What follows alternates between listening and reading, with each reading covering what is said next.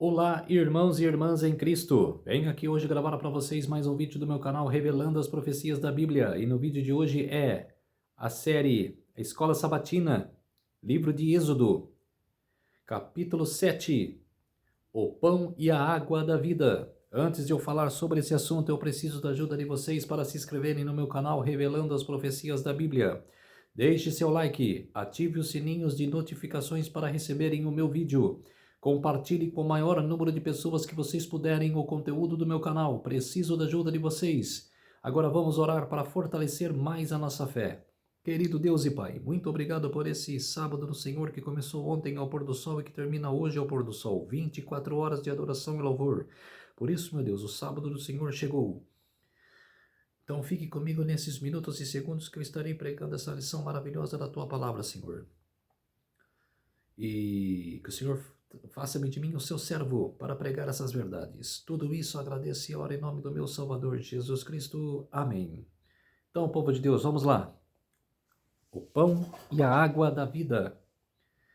O verso para memorizar na lição de sábado. Então o Senhor disse a Moisés: Até quando vocês se recusarão a guardar os meus mandamentos e as minhas leis? Vejam, o Senhor deu a vocês o sábado, por isso ele no sexto dia lhes dá alimento para 2 dias. Cada um fique onde está. Ninguém saia do seu lugar no sétimo dia. Assim o povo descansou no sétimo dia. Quer dizer, até lá o povo descansou. E nós não devemos descansar, pregar a palavra? Êxodo capítulo 16, versos 28 a 30.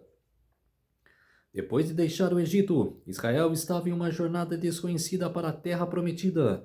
O povo enfrentou uma jornada longa e difícil e precisava aprender uma infinidade de novas lições. O Senhor os guiaria e cuidaria dele. Desejava ajudá-lo a crescer, mas ele deveria aprender disciplina, autocontrole, sacrifício e altruísmo, confiança no Senhor e especialmente obediência. Moisés era um líder presente e o povo tinha de seguir sua liderança se quisesse triunfar.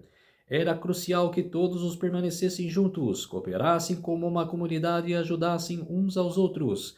Havia muitos obstáculos e desafios pela frente. Grande parte de seu crescimento espiritual dependeria de como eles enfrentariam esses desafios e como responderiam a Moisés, especialmente quando os desafios aumentassem.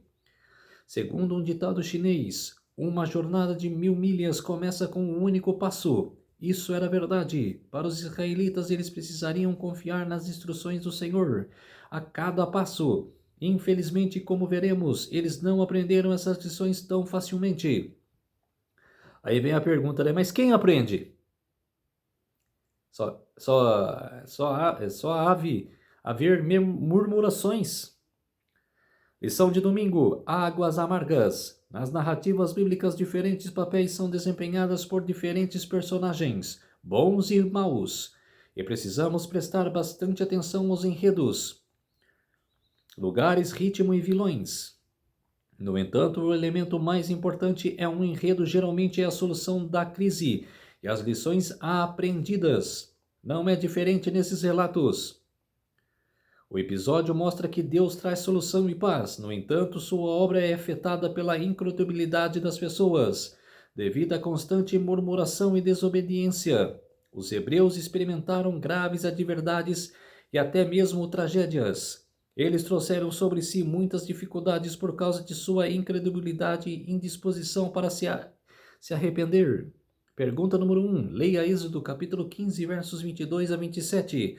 Depois de cruzar o Mar Vermelho, em que contexto o primeiro milagre foi realizado? O primeiro teste de fé para Israel está associado à necessidade de água, algo que não é surpreendente por causa do ambiente desértico, quente e seco. Após 3 dias de viagem, o povo finalmente encontrou água, mas ela era intragável. Mara significa amargo. E como a água era amarga e a fé que Israel tinha no cuidado do Senhor logo se enfraqueceu.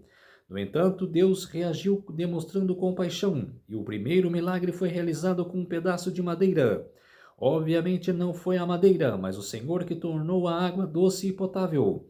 O povo teve que aprender 2 lições importantes. O primeiro, é necessário paciência em esperar o tempo do Senhor. E 2, Deus age em cooperação com os seres humanos.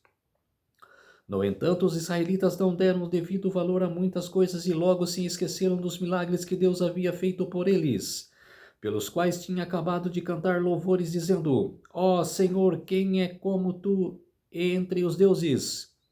Quem é como tu glorificado em santidade, terrível em efeitos gloriosos, mas que operas maravilhas?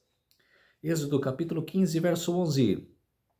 Ainda assim, mesmo depois de tantas queixas, Deus prometeu que não traria sobre os israelitas nenhuma enfermidade que havia afligido os egípcios. Êxodo capítulo 15, verso 26. Ele os protegeria, mas eles poderiam experimentar essa promessa somente com a condição de que permanecessem fiéis ao Senhor. Pergunta no rodapé: que provações e dificuldades você já trouxe sobre si? Quer dizer, porque ninguém confia em fé, porque a pessoa não tem fé e deixa a dificuldade cobrir a sua vida. Tem casos que não tem jeito, mas mesmo assim tem que ter fé e acreditar. E a outra pergunta: que conforto você pode obter ao saber que Deus trabalhará em seu favor e se cooperar com Ele? Acreditando. As duas perguntas se juntam com fé. Se ligam à fé. A fé é uma palavrinha tão pequena, mas poderosa. Lição de segunda-feira: Codornizes e Maná. Infelizmente, vemos um padrão de rebelião nessas histórias de peregrinação. O povo rapidamente esquecia a ajuda poderosa de Deus no passado e como ele havia solucionado seus problemas. Os israelitas permitiram que os seus problemas ofuscassem o objetivo final, e o futuro maravilhoso prometido é um problema comum até mesmo entre os povos de Deus hoje. Pergunta número 2. Qual foi a causa da murmuração dos israelitas e o que aconteceu depois? Êxodo capítulo 16. Várias tentações registradas na Bíblia estão relacionadas com o alimento. No Éden, a queda está relacionada ao ato de comer da árvore do conhecimento do bem e do mal. Gênesis capítulo 2, verso 16 e 17, capítulo 3, versos 1 a 6. As tentações de Jesus no deserto. O primeiro ataque de Satanás contra ele foi por meio do alimento. Mateus capítulo 4, verso 3. Esaú perdeu seus direitos de primogenitura por causa de seu apetite incontrolável. Gênesis capítulo 25, versos 29 a 34. Quantas vezes a desobediência de Israel teve conectada ao alimento e à bebida? Não é de admirar que Moisés tenha lembrado as gerações posteriores. O ser humano não viverá só de pão, mas de tudo que procede da boca do Senhor. Deuteronômio capítulo 8, verso 3. O maná foi um pão celestial que Deus deu aos israelitas nos seus 40 anos de peregrinação. Por meio dessa dávida, ele ensinou que o Criador ia o prover de tudo. Além disso, eu sou sua provisão sobrenatural para mostrar como observar o sábado. A cada semana, 4 milagres aconteciam. O primeiro, durante 5 dias, Deus dava uma porção diária de maná. O segundo, na sexta-feira era dada uma porção dobrada no alimento, para não cozinhar. O 3, o maná não estragava de sexta-feira para sábado, porque Deus intervia, ele abençoava. 4, nenhum maná caía no sábado. Isso porque era um milagre de Deus, né? Que caía sobre a terra, para os israelitas pegarem e fazerem. Mas o problema era fazer no sábado. Ele fez isso para os israelitas não cozinharem no sábado, para cozinharem na sexta-feira, no dia da preparação. Sexta-feira é chamado dia de preparação. Para você preparar tudo o que você deve fazer, ir no mercado, comprar as coisas, era fazer o seu agendamento ali de limpeza, era limpar a casa na sexta-feira. No sábado é descanso, é meditar na palavra, é ter estudo bíblico. E o 4, nenhum maná caía no sábado. Deus estava constantemente realizando esses milagres para que o povo se lembrasse do dia de sábado e celebrasse a bondade divina naquele dia. Deus disse: Vejam, o Senhor deu a vocês o sábado. Êxodo capítulo 16, verso 29. Pergunta no rodapé: gostamos de nos alimentar? Fomos criados com essa característica. A grande diversidade de produtos que crescem do solo, nossa dieta original. revela que Deus deseja que nos alimentos e que devemos apreciar os alimentos. Apesar disso, com a comida, com esse presente maravilhoso, também pode ser mal utilizada? Com certeza. Comer demais, gula. E gula é o pecado. É um dos 7 pecados. Quer dizer, comer demais. Ser fanático por comida. Isso é pecado. Isso é contra a lei de Deus. Lição de terça-feira, água da rocha. No deserto precisamos de muita água. Deus cuidou desse problema, mesmo que as pessoas se queixassem e não confessassem nele e até tentassem sua capacidade e disposição de dar-lhes água. Em sua incredulidade, eles olharam de volta para o Egito. Pergunta número 3. Leia Êxodo capítulo 17, versos 1 a 7. Que lição o povo deveria ter aprendido com esse incidente? Moisés chamou o lugar de Massa, que significa provocação, e Meribá, que significa reclamação. O Senhor deu água aos israelitas apesar de sua incredulidade. Esses 2 nomes deveriam servir de lembrete para que o povo de Israel não provocasse a Deus nem reclamasse dele. Hebreus capítulo 3, verso 7, versículos 7, 8 e 15. Os israelitas questionariam seriamente a presença de Deus entre eles, embora já tivessem visto muitas evidências concretas não apenas de sua presença, mas também de seu poder e autoridade. Moisés feriu a rocha, mas era o Filho de Deus que, velado na coluna de nuvem, estava ao lado de Moisés e fazia correr a água doadora de vida. Não somente Moisés e os anciões, mas também toda a congregação que permanecia à distância viram a glória do Senhor. Contudo, se fosse removida a nuvem, teria sido mortos pelo terrível resplendor daquele que nela habitava. Ellen G. White, no livro Patriarcas e Profetas, na página 250. A água é um símbolo de vida porque sem água não há vida. Cada célula do corpo precisa de água. A água representa entre 50% e 75% do nosso corpo. Dependendo da idade da pessoa, até os ossos são compostos parcialmente de água. Prover água no deserto era sinal de que Deus cuidava dos israelitas e que poderiam confiar nele. Mas para isso eles tinham que obedecer. Muitos séculos depois, Paulo lembrou aos crentes coríntios que a experiência dos israelitas no deserto foi única. O próprio Cristo não apenas os guiou, mas lhes ofereceu água. Salmos capítulo 78, verso 15 e 16. E atendeu a outras necessidades, espirituais e físicas. Paulo disse: beberam todos de uma mesma bebida espiritual, porque bebiam da pedra espiritual que os seguia. E a pedra era Cristo. 1 Coríntios capítulo 10, verso 4. Para eles, Cristo era a fonte da vida e o doador da vida eterna. Assim como uma rocha é sólida, Deus guiou seu povo com fidelidade. Podemos contar com o Senhor porque Ele jamais deixa de cumprir suas promessas.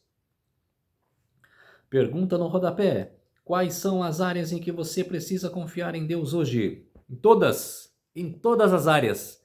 Deus tem que estar em todas as áreas. As áreas do bem, né?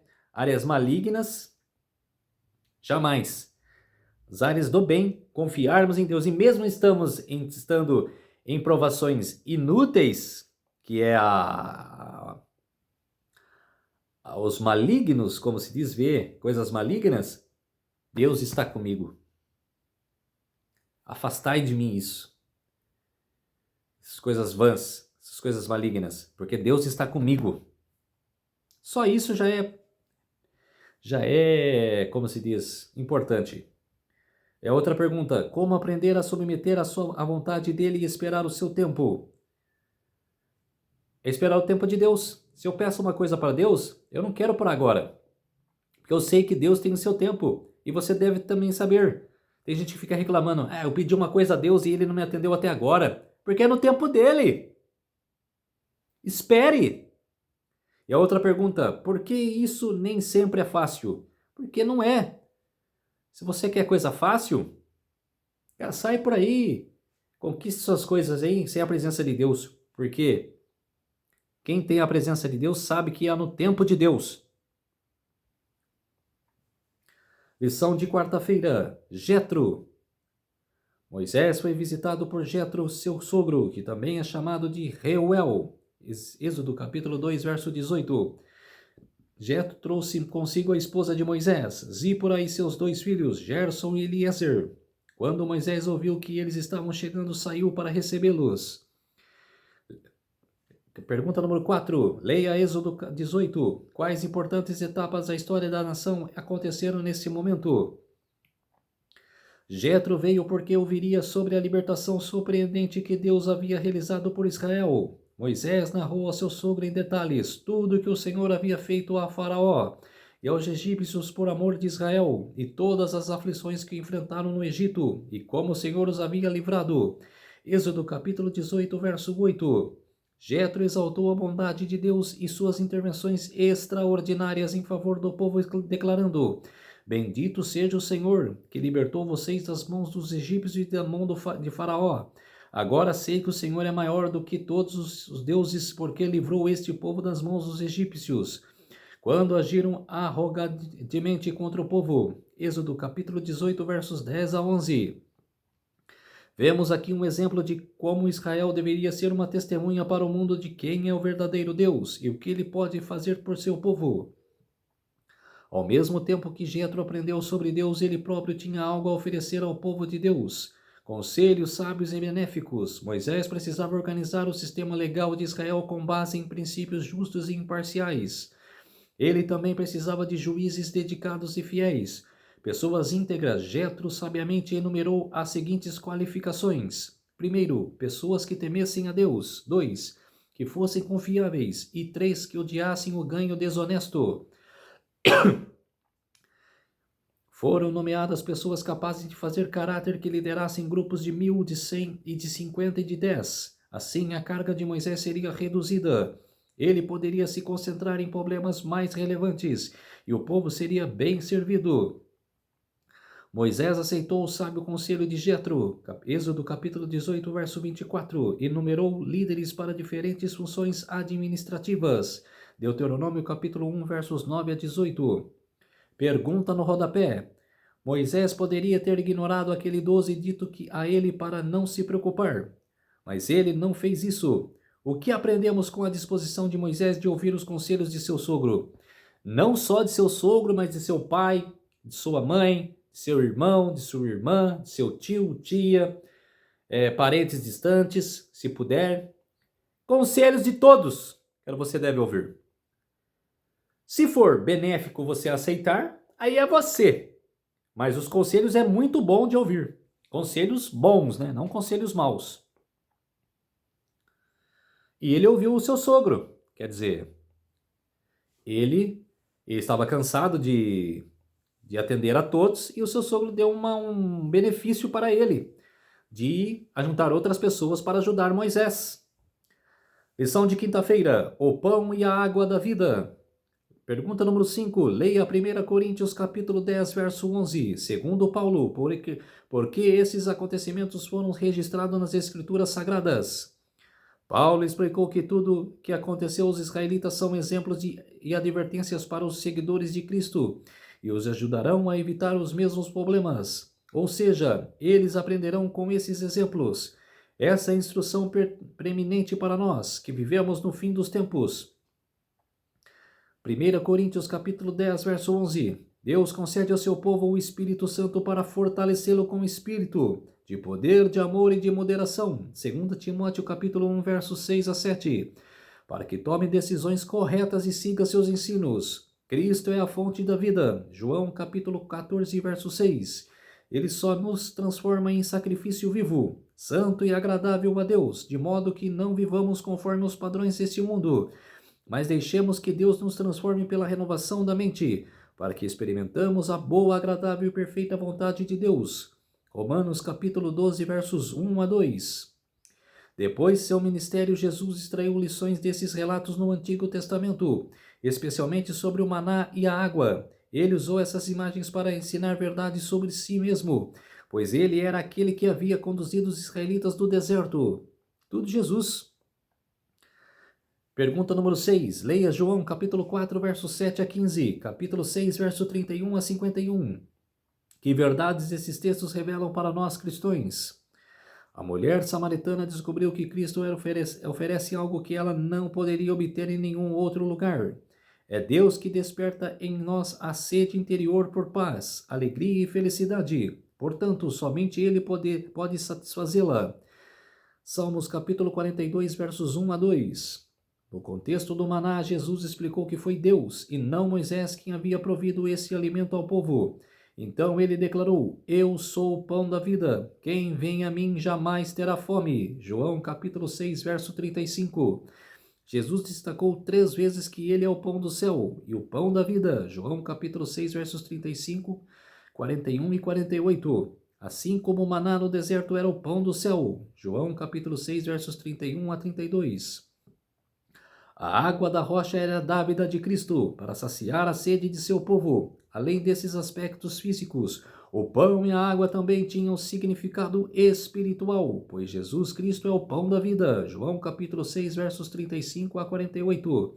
E a água viva, João capítulo 4, versos 10, 11 e 14, e capítulo 7, versos 37 a 38. Por isso é somente nele que nossa sede e fomes espirituais podem ser verdadeiramente saciadas. Lição de sexta-feira, estudo adicional. Pouco depois do incidente com a água, os israelitas enfrentaram uma nova ameaça. Foram atacados por um povo agressivo e guerreiro, os amalequitas. Êxodo capítulo 17, versos 8 a 16. Os amalequitas não desconheciam o caráter de Deus nem a sua soberania, mas em vez de o temerem, ousaram desafiar seu poder. Os atos sobrenaturais realizados por Moisés diante dos egípcios foram assunto de zombaria para o povo de Amaleque, e os temores das nações circunvizinhas eram ridicularizados. Fizeram juramento pelos seus deuses de que destruiriam os hebreus, de modo que nenhum escapasse, e vangloriavam-se de que o Deus de Israel seria impotente para resistir a eles. Não haviam sido ofendidos ou ameaçados pelos israelitas. Seu ataque não foi motivado por qualquer provocação. Foi para manifestar o seu ódio e desconfiança para com Deus que procuraram destruir o seu povo. Você sabe de quem é esse poder, né?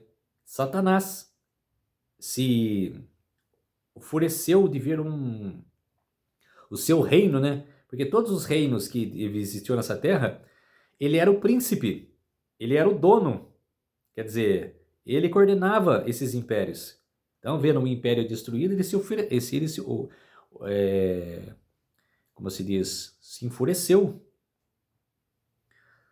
Os amalequitas eram pecadores insubordinados já por muito tempo, e seus crimes demandavam a vingança divina. Contudo, em sua misericórdia, Deus ainda os chamava ao arrependimento. Quando, porém, os homens de Amaleque caíram sobre as cansadas e indefesas fileiras de Israel, selaram as sortes de sua nação. Ellen G. White no Patriarcas e Profetas, na página 251. Então, povo de Deus, esse foi a lição número 7, o pão e a água da viva. Vamos orar para fortalecer mais a nossa fé. Querido Deus e Pai, muito obrigado por esses minutos e segundos que o Senhor esteve comigo. Fez-se de mim o seu servo para pregar essa lição maravilhosa, a sua palavra. Então, tudo isso agradece e ora em nome do meu Salvador Jesus Cristo. Amém. Então, povo de Deus, se inscreva no meu canal Revelando as Profecias da Bíblia, deixe seu like, ative os sininhos de notificações para receberem o meu vídeo e compartilhe com o maior número de pessoas que vocês puderem o conteúdo do meu canal. Preciso da ajuda de vocês. Um feliz sábado a todos e até o próximo vídeo. Tchau!